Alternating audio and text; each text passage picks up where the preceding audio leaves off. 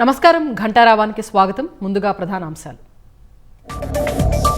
సచివాలయంలో మంత్రివర్గ ఉపసంఘం సమావేశం. అమరావతిలో కొత్తగా వచ్చే సంస్థలకు భూ కేటాయింపుపై చర్చ.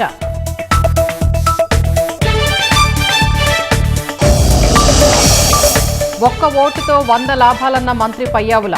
బడ్జెట్పై చర్చలో కూటమి పాలనలో చేసిన పనుల ప్రస్తావన.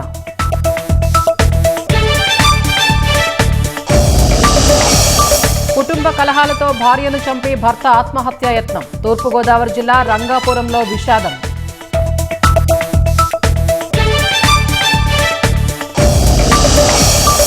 మహిళల హక్కులను కాలరాసేలా ఆఫ్ఘన్లో కొత్త చట్టం.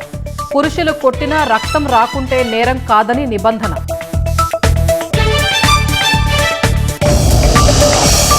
$1236 పాయింట్లు పతనమైన సెన్సెక్స్. 7 లక్షల కోట్లకు పైగా మదుపరుల సంపద ఆవిరి.